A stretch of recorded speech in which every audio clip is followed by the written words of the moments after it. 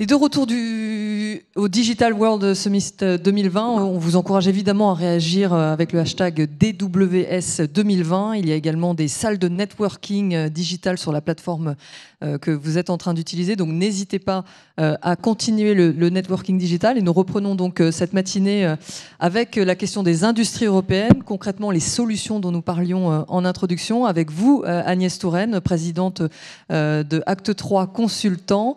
Et puis également, donc, vous êtes présidente du groupe de travail qui a rendu ce livre blanc sur la 5G en Europe. On vous écoute pour ces solutions. Très bien, merci. Bonjour à toutes et tous. Je voudrais tout d'abord remercier l'IDAT et l'ensemble des participants du groupe de travail et tous les contributeurs qui ont, je crois, fait ce livre blanc, un document que je vous encourage à lire et relire. Alors, ce qui nous est apparu, c'est bien évidemment que la 5G est une évolution majeure dans le domaine des télécoms, mais qui demande toutefois vraiment pédagogie, explication, compréhension et surtout adhésion. Alors, on en a parlé ce matin, il est apparu que l'acceptabilité sociale est quand même un point absolument majeur de cette évolution. Alors, si on veut être optimiste, on peut dire que la technologie est devenue un débat de société, ce qui est pas mal. En étant réaliste, il nous appartient, je crois, à tous les acteurs d'apporter des réponses claires et argumentées. Alors, dans le livre blanc, on s'est attaché à montrer qu'au-delà des usages de loisirs dont on parlera, j'imagine, dans la journée, mais notamment les jeux vidéo qui, comme certains le savent, me sont extrêmement chers, il y a des usages, et on s'est attaché à les rechercher et à les démontrer, des usages très importants dans le domaine industriel qui montrent vraiment que la 5G est un outil de compétitivité absolument clé pour nos entreprises, que ce soit en France, bien entendu, mais aussi en Europe, notamment quand on voit les évolutions extrêmement rapides, en Chine notamment, ou encore dans d'autres pays, et je pense aux États-Unis. Alors, sur les cas d'usage, je ne vais pas tous les citer, je vous encourage à lire le livre, mais prenons l'exemple, par exemple, de la SNCF. La SNCF, qui va mettre 3 gares en pilote, d'ores et déjà, a un usage qui est extrêmement intéressant, qui est le téléchargement instantané en gare. Comme vous savez, un train, comme nous l'a très bien expliqué Mathieu Belloir de la SNCF, un train, c'est un village de 2000 personnes en mobilité, qui va consommer jusqu'à 5 gigabits, ce qui est absolument impossible avec de la 4G. Avec en téléchargement instantané, par exemple, de tous les jeux vidéo de nouveau, ou tous les films en gare. Les jeux vidéo, c'est moins compliqué, c'est plus compliqué en multiplayer, mais en tout cas, les films et les séries en gare, on libère bien évidemment de la capacité pour les usages professionnels. Pareil, par exemple, pour le guichet virtuel, qui est extrêmement intéressant. Il y a un moment, vous voyez tous en gare les queues très importantes sur les guichets. Il est extrêmement important aussi, comme nous l'a signalé Mathieu Belloir, de garder le lien personne à personne, hein, dans les guichets. Et bien entendu, là, c'est tout à fait possible avec la 5G, tout en ayant toutes les informations du voyage en toutes les langues possibles sur les écrans. Et là, on pense aussi aux voyageurs étrangers pour les contacts avec la clientèle. On peut aussi vraiment penser, et on ne pense pas, et la réalité, par exemple, le raccourcissement des délais de maintenance dans le technocentre, et bien entendu, la fluidité des rames et de la remise en trafic. Vous trouverez également dans le livre blanc un exemple très intéressant de la gestion des ports, comme le port d'Anvers. Alors là, je vais pas, mais sur les remorqueurs connectés, bien entendu, qui permettent de nouveau là une optimisation très importante du trafic. Vous avez aussi la gestion des containers, où on arrive à augmenter de 25% le nombre de containers traités par grue. Tous ces exemples, moi, je trouve tout à fait intéressants. Et de nouveau, avec la réalité virtuelle et la réalité augmentée, on va pouvoir gérer de nouveau des opérations de maintenance, des flux et des usines avec des impacts de productivité absolument majeurs. Ce qui était très important hier, c'est que quelqu'un nous a dit dans le workshop que, évidemment, le lien entre la 5G et le cloud public pourrait diminuer de façon absolument significative les dépenses IT dans les entreprises. Et on a parlé hier d'un rapport de 10, encore à voir, mais il est très clair que la diminution des capacités IT dans les entreprises va être un élément très important qui pose par ailleurs la question de la nationalité des clouds, dont j'imagine qu'on reparlera soit ici, soit en tout cas dans les mois et années à venir, parce que c'est une question absolument essentielle. Très vite, en ce qui s'est penché aussi sur la question des territoires, il est très important aussi de montrer on a montré que la 5G ne se faisait pas au détriment de la 4G, bien entendu, et ne remet pas en cause les engagements des acteurs, parce que beaucoup de personnes pensent, notamment dans la société civile, que c'est une technologie qui vient remplacer une autre, et comme l'autre n'est pas tout à fait terminée, tout ça va continuer à faire des creux et des bosses partout. Non, on parle dans le rapport, et je vous engage à le regarder, de la 5G à usage fixe, qui sera un soutien des opérateurs en fournissant une alternative temporaire à la fibre dans certaines zones. Et ça, c'est un point très important aussi à développer. Donc, il n'est pas question de compétition entre les différentes technologies, mais bien, à l'heure actuelle, de complément. Également des nouveautés, je veux dire, en matière de financement, parce que bien évidemment, la 5G impose encore aux opérateurs des dépenses supplémentaires qui, comme vous le savez, au moment où les ARPU, notamment en France, sont plutôt stagnantes, voire décroissantes, et que les financements publics ne sont que pour les pilotes et notamment les financements européens, n'ont pas vocation à se substituer aux engagements définitifs et aux dépenses définitives.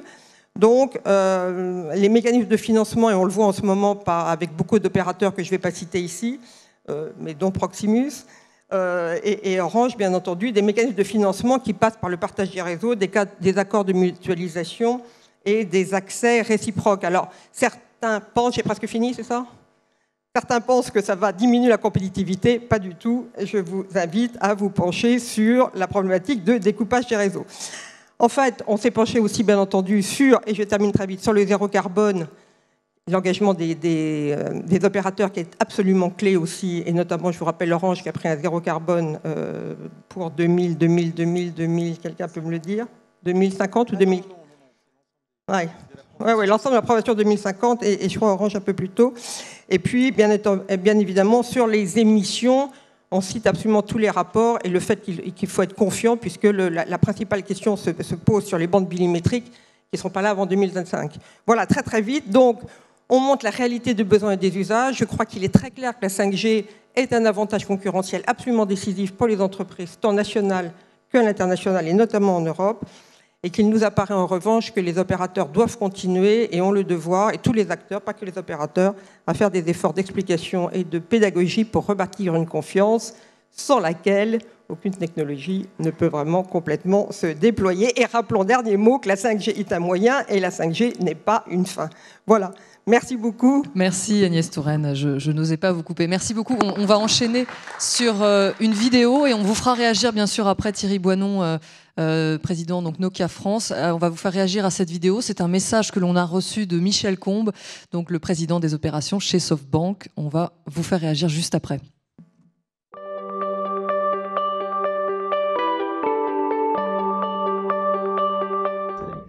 Hello, good morning. Happy to be here once again for this amazing annual EDAT event. 2020 has been quite a specific year. I would say a tipping year.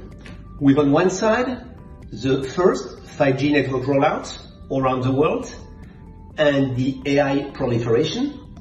And on the other side, COVID, which has accelerated massively the digital transformation of our economies.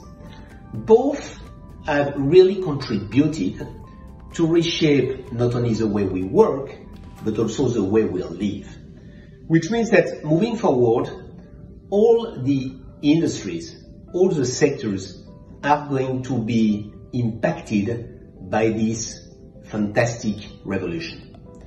And you can name all the sectors which have already been disrupted, whether it's in transportation, whether it's in logistics, whether it's in education with EdTech, or in financials with the FinTech, or in insurance with the InsurTech.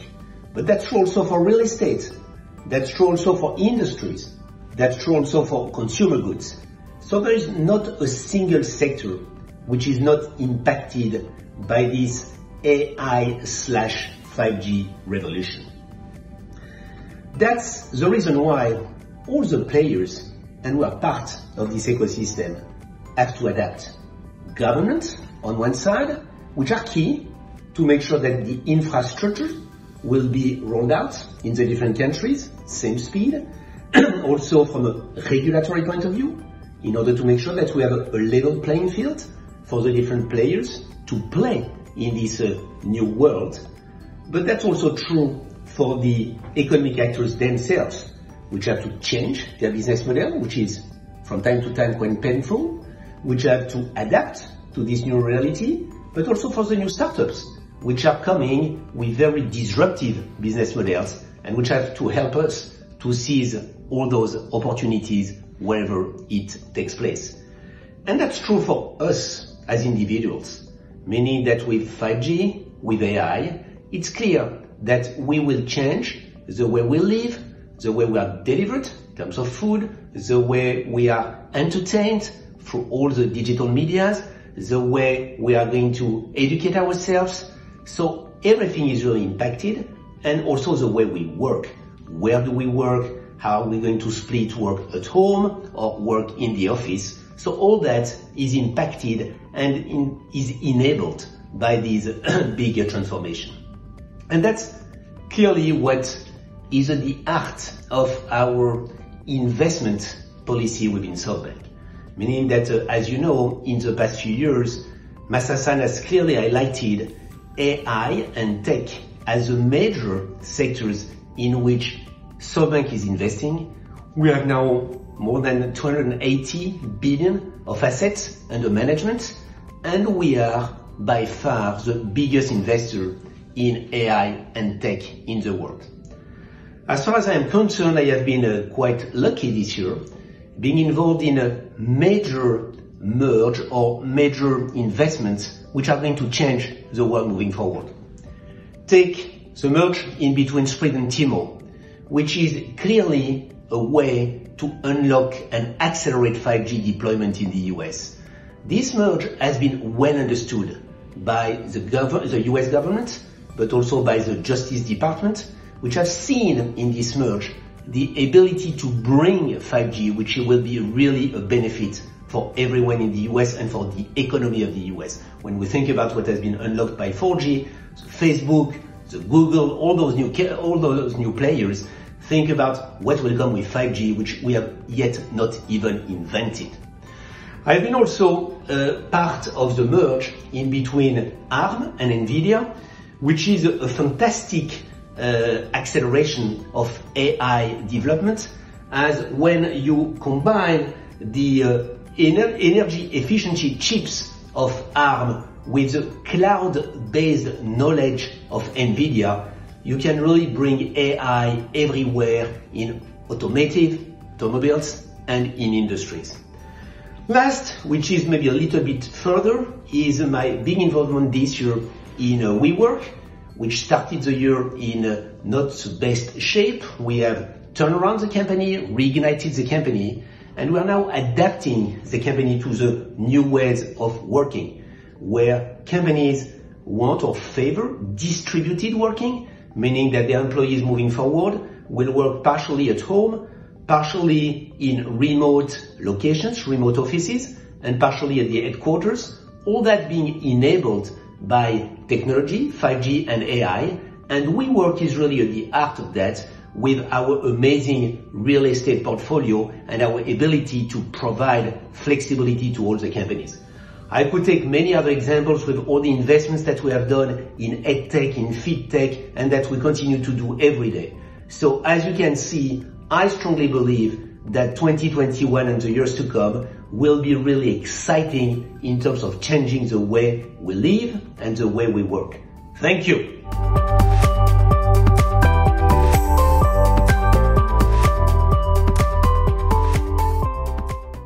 Bonjour Thierry Boinon, évidemment on a envie de vous faire réagir à cette vidéo. Est-ce que vous partagez la vision de Michel Combe? Bien, déjà bonjour à tous et puis merci beaucoup à l'IDAT d'avoir organisé cet événement. Ça fait effectivement de plaisir d'être au moins partiellement en présentiel. Effectivement, je crois qu'il y a des enjeux extrêmement importants autour de la 5G. On comprend que non seulement c'est un enjeu industriel du secteur des télécoms, et puis merci Agnès d'avoir effectivement présenté cet ensemble d'éléments du dossier sur ce qui a été présenté sur la 5G, mais c'est vraiment un élément de compétitivité internationale complet. Alors d'abord peut-être on le dit, on l'a vu avec le cas des États-Unis et l'avancement des États-Unis. On l'a vu aussi qu'il y a une avancée extraordinaire en Chine où il y a des dizaines de millions d'abonnés maintenant effectivement sur la 5G. On le voit effectivement en Corée, qui a été un des projets des pays initial, où dès fin 2019, en fait, il y avait 1500 sites par million d'abonnés. En Europe, dans toute l'Europe, il y avait moins de 10 sites par million d'abonnés. Donc on n'est pas du tout dans les mêmes ratios, effectivement. Alors, l'État européen, l'État en Europe, en fait, avec les 27 pays européens, avance finalement lentement. Il y a quelques pays qui sont en avance, plutôt dans le nord de l'Europe. Mais sur leur ensemble, il y a encore 2 tiers des pays qui n'ont pas attribué les licences. Il y a très peu de pays qui en fait ont ouvert commercialement les réseaux 5G. Là, on en est un plein dans l'actualité par rapport à la France, mais effectivement, c'est pas le cas dans encore beaucoup de pays européens. Est-ce que justement la France peut rattraper son retard? Voilà, et donc quand on parle effectivement d'infrastructure, c'est sûr qu'on peut même regarder l'Europe et être un peu alarmiste sur le sujet. Mais en fait, la 5G, l'enjeu de la 5G n'est pas un enjeu de télécom. L'enjeu de la 5G, c'est un enjeu autour de l'industrie. Et le vrai développement se fera autour de transformations industrielles. Aussi bien on parle de capacité que l'on va rajouter, on parle d'économie, on parle aussi de bilan énergétique. On voit bien que de toute façon, si on n'avait pas implémenté la 5G, il aurait fallu de toute façon, avec la croissance que l'on voit, et dans le mobile, on a à peu près une croissance entre 30 et 40% de consommation supplémentaire tous les ans. Si on n'avait pas introduit la 5G, on aurait dû introduire encore beaucoup plus de 4G, qui en fait aurait été pire dans un bilan total de consommation d'énergie. Donc le fait qu'on introduise la 5G introduit des économies. On voit très vite que les générations successives de la 5G vont être beaucoup plus efficaces. On voit nous-mêmes, chez Nokia, on s'aperçoit que la deuxième génération va déjà économiser pratiquement 70% d'énergie par rapport à la première génération. Donc c'est énorme en termes d'économie. Et surtout, c'est que d'abord, ça ne touche pas seulement la radio. On parle souvent beaucoup de la radio dans ce domaine, mais comme on va digitaliser, cloudifier beaucoup plus sur toute l'infrastructure, on verra qu'on sera beaucoup plus efficace sur cette partie-là aussi. Et on va pouvoir aussi adresser l'industrie. On parle beaucoup de l'industrie 4.0, tout ce qui est IoT. Et en fait, c'est vraiment sur cette partie-là que la 5G permettra d'avoir un bilan en fait, carbone et un bilan sur l'ensemble énergétique qui sera beaucoup plus important parce qu'on pourra à la fois être plus efficace et à la fois avoir toutes les capacités technologiques de communication et de traitement de l'information qui permettront d'être beaucoup plus efficaces dans pratiquement toutes les industries. Alors, il nous reste 30 secondes, comme l'IDAT est toujours optimiste et positif. En 30 secondes, est-ce que la France, vous parliez de cette avancée chinoise, peut rattraper son retard ? Alors la France, je pense qu'elle se situe dans l'Europe plutôt en avance. Les réseaux ont été beaucoup développés. On On en parle maintenant, là, des ouvertures commerciales, donc effectivement c'est le cas. Et surtout ce qu'on voit, c'est qu'il y a énormément de tests en France qui se font justement sur les usages industriels. On en a fait nous-mêmes, il y a eu des lancements sur les ondes millimétriques dont vous parliez tout à l'heure, qui effectivement ont été faits avec 14 projets en France. Nokia participe sur 7 de ces 14. On en fait certains avec la SNCF, avec des villes. On a développé des projets pour les cas d'usage effectivement à Rennes avec la SFTNet en particulier. Et on pense que sur l'aspect industriel des choses, effectivement, la France est très bien placée pour pouvoir adresser cette phase 2 qui est un peu la phase de la conséquence de l'implémentation de la 5G en France. Merci beaucoup Agnès Touraine et Thierry Boinon d'avoir participé à cette session. Je vous laisse Merci beaucoup. Rejoindre la salle. Il est temps pour moi de passer le flambeau à Emmanuel Garnaud-Gamache de l'ICOM pour la prochaine session de l'impact du digital sur les industries européennes. Et puis on se retrouve juste entre-temps avec Jérôme Tass de Royal Philips en vidéo. Bonne journée à tous.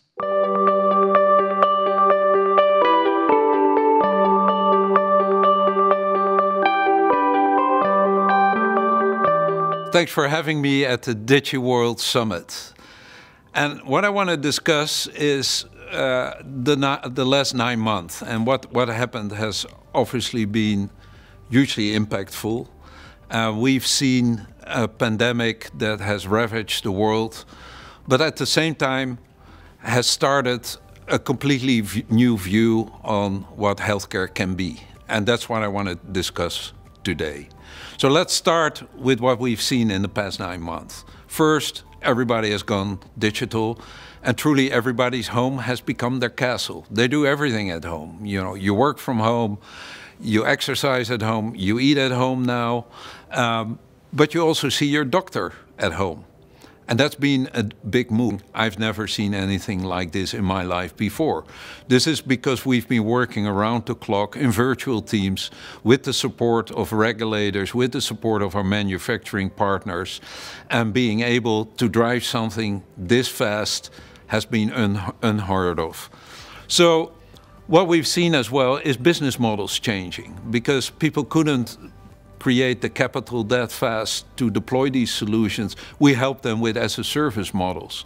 And it embraced the new models that allow them to pay for the services as they use them when they need them. And by 2030, we want to be able to tell the world that we helped 2.5 billion people to get in a better place.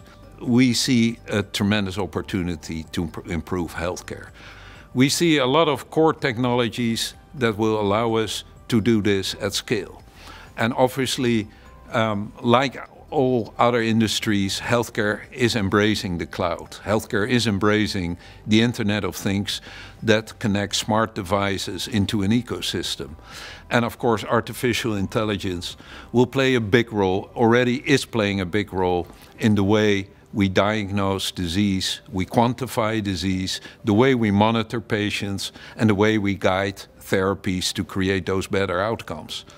So what we are seeing is that technology will manifest itself in diagnostics, in visualizing complex disease, quantifying that disease, and that can be a cancer lesion that we quantify. It can be the cell structure that drives the cancer in digital pathology, or it can be even the DNA that drives the cells in the genomic diagnostics that we do. And if we bring that together, clearly we're applying artificial intelligence to create these deep profiles of disease. And the same actually applies for COVID. So we're doing a clinical trial at the moment where we glean information from wearables, and we put that in context of questionnaires and medical history. And with that, we can detect whether somebody has contracted the virus. And also we can start predicting what that virus may do based on the comorbidities the patient has, which in turn will help us create way better protocols to help and support those patients. So artificial intelligence applied at very large scale in diagnosis, treatment and monitoring of those patients.